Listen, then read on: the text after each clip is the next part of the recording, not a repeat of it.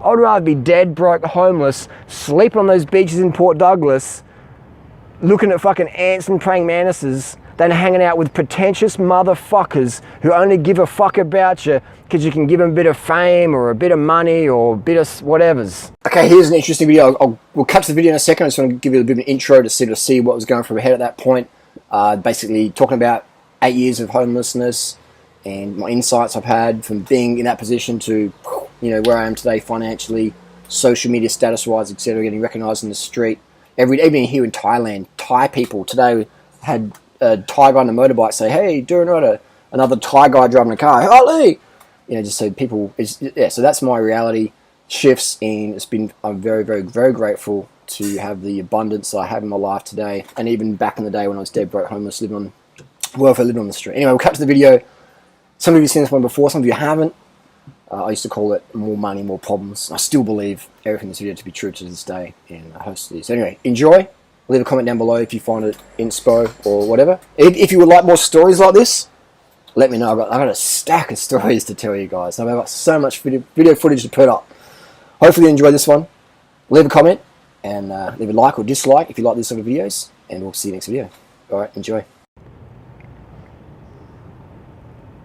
More money, more problems. I was just in a little hotel just talking to this Thai receptionist just down the road, just checking out new hotels for the festival next year. And we had a bit of a conversation. She was telling me she earns 9,000 baht a month. That's about 300 Aussie dollars. She makes about 10 bucks a day. It's about $1 an hour. It's basically working $1 an hour. To bottle it down, $1 an hour. Now obviously living in Thailand is pretty cheap, so $1 an hour, you can live on that. And she was saying, you know, she wants to get a master's degree to make more money and all this stuff. And I said, cool, good. It's good to have vision. It's good to have mission. But I'll tell you what. And I told her a little bit about my story. She spoke really fluent English. And I'll tell you a bit about my story, the story I told to this receptionist. And she's a friendly lady. More money, more problems. Now again, this is all first world problems. This is a first world fucking problem video. There's people out today in Angola, Rwanda, Bangladesh, Cambodia even still. They'll step on a landmine, lose their legs every single day. There's people losing limbs from old landmines. There's people getting chopped up with machete militias. So all this shit I talk about is all first world problems. I don't really have any problems, and neither do you, really. If you're watching a YouTube video, you don't really have any real problems, man. Doesn't mean you should be a doormat or bend over or whatever, but don't fucking kill yourself. Don't dwell on negativity too fucking much. And that's not a fake smile, that's legit, straight up. Don't jump over the edge, man. It ain't worth it. Problems, first world fucking problems. Anyway, so I was just saying, like, here's a bit about me. I've lived on the street in Australia. And again, being homeless and welfare in Australia isn't like being in Rwanda, okay? So I can play the victim card and poor me, you know, I did it tough, I was in Australia, you know, and I had nowhere to stay and my mum kicked me out and it's just tough going. First world fucking problems. But I'll tell you the story. Planes overhead. Let's keep rolling. I don't do jump cuts. Jump cuts don't suit my personality. There's no jump cuts in life. Do jump cuts if you want, but I don't. Straight up, heart in the sleeve, legit, tell you how it is. So when I was 17, my mum kicked me out of home because I was a little shit cunt. And it was one of the best things that ever happened to me. I was living on the street doing crime to buy fucking McDonald's and food just to, you know, make ends meet. And then I got a little place, the government in Australia, anywhere in the world, you know, you can get welfare, you can get a little cheap rental, you get stuff like that. Same in the USA, same in Australia, same in the UK, same in most, you know, Western nations around the world. So I got a little place and I'm homeless, you know, and then got a place and I was homeless again because I couldn't afford the rent because I was blowing it on drugs and just fucking around. It's just basically fucking my life up, in control of fucking my life up versus in control of making my life work for me. And so I'd live on the street, do crime, do drugs, waste my youth, waste time.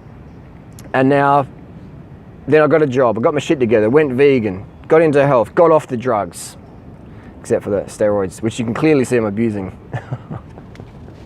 Steroid arms, yeah, right, okay. I got to get back on steroids to gain weight again. I'm getting too skinny on the Sprite, rice and fruit diet.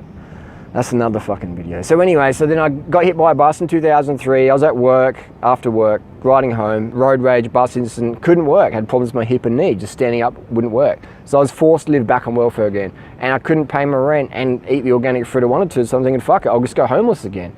But this time it was better, because I was more into nature, and I'd go camping and just sleep on the beaches, man, for ages. So for maybe 8 years, man, I was just like living on welfare, and most of that time homeless and or house sitting, or relying on friends' generosity for really cheap rent. So that's why I'm generous with my time, and I'm generally a generous person for people who are trying. And I'm not like a charity case, but if I see someone make an effort, I've been helped out in the past, so I like to pay it forward. And that's one virtue we can all have in life, is pay it forward versus try and take a bigger slice of the pie, you know.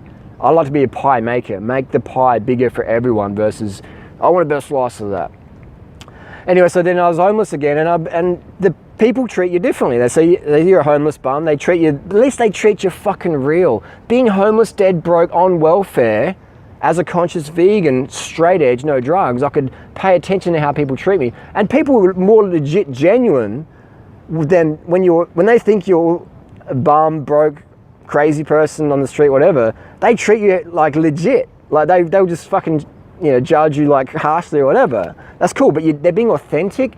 But when you've got money or a bit of fame, they're like, oh, hey, like, you know, this person could do something for me.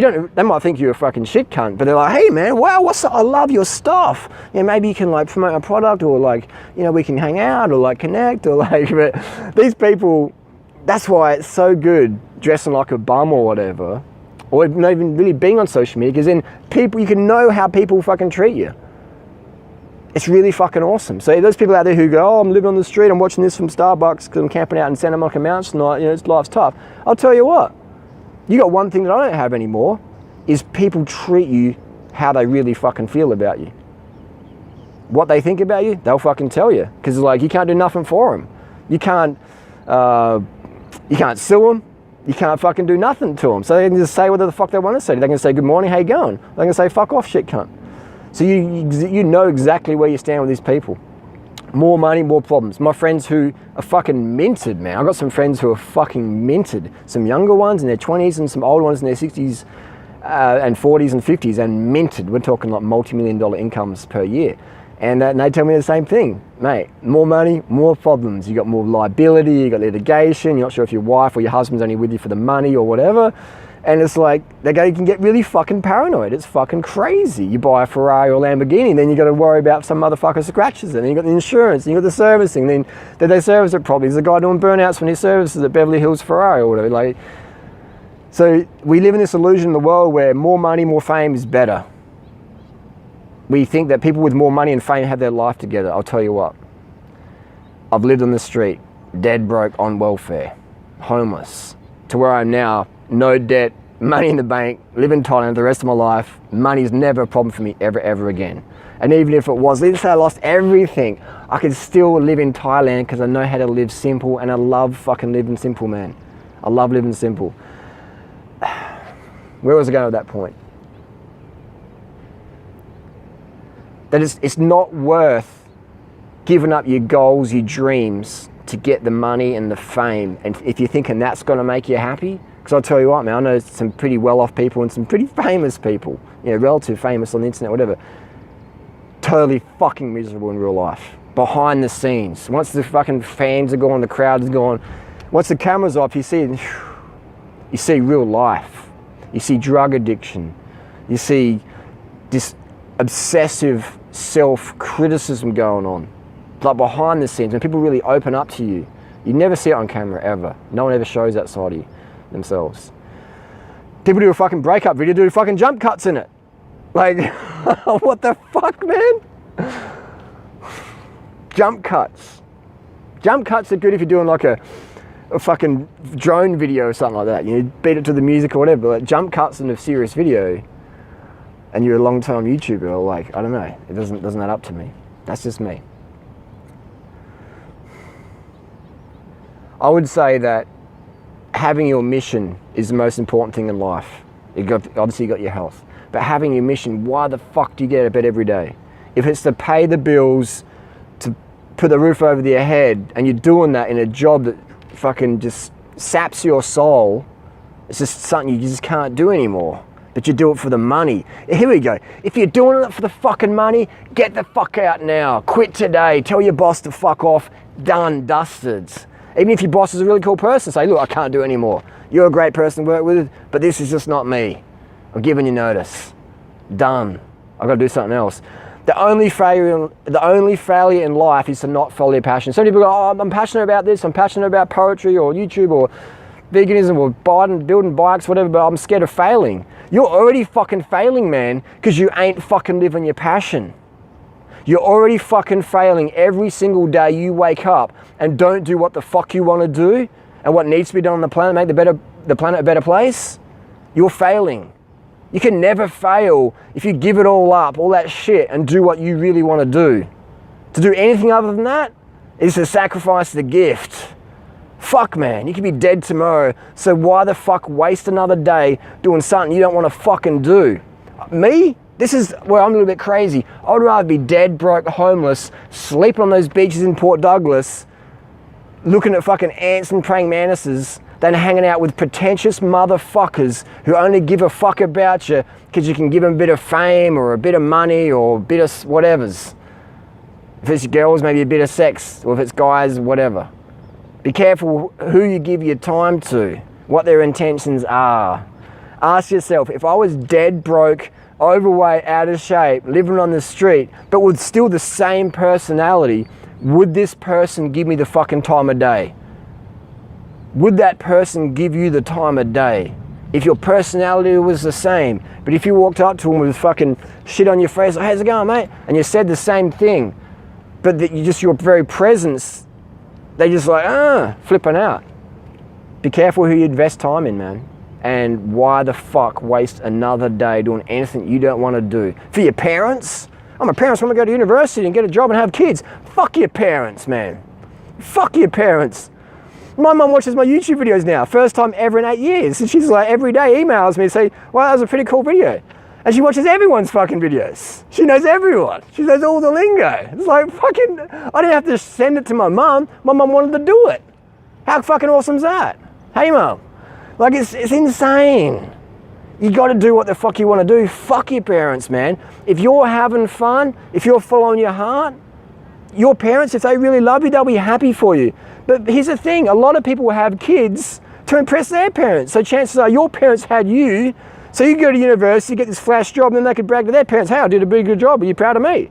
It's often your parents had you for them to live your life.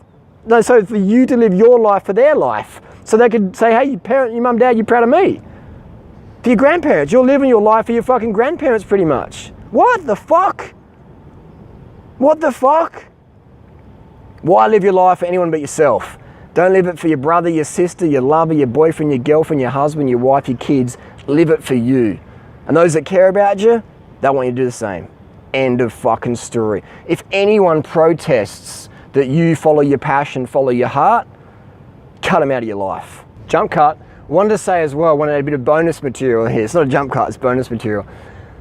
When you cut people out of your life, you don't have to do it aggressively or like violently, or just the best way to do it, man, the best way, what I did, is just you distance yourself. You don't return the phone calls, you don't return the messages or whatever, you move. You do what's called a geographical. A geographical can be like physical, where you actually move out of that town, out of that suburb, out of that country, or you can do an emotional geographical where you won't even be living with that person just for a bit, but don't live another day. Please, promise me that one. Don't live another day under the same roof with people who just don't get it. Because every day you're leeching your soul. You're capping your potential. I mean, that's just me. I'm a crazy person, remember that. I'm living in Thailand. I can go anywhere I want any day of the year.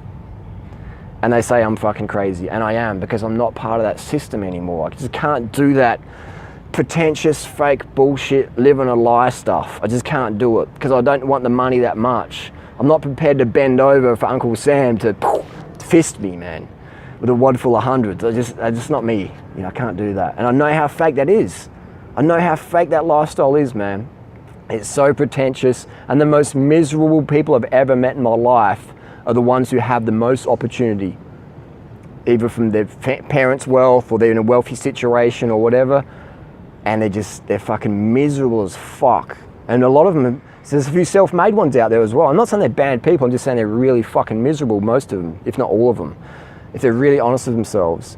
Because they get to a certain position and they get some money or some fame and they realise how fucking shit most people are. Everybody loves you. Well, not everybody. Most people fucking love you until you're competition. And then when you're competition for money or for YouTube hits or for fucking partners or jobs or whatever, then you'll see where people's true intentions are. Then you'll see insecurities come out. When there's like, you know what I mean? It's fucking insane, man. Most people love you, not everybody. Most people love you until you're competition. When you're competition with someone, then you'll see who your buddies are. Think about that one.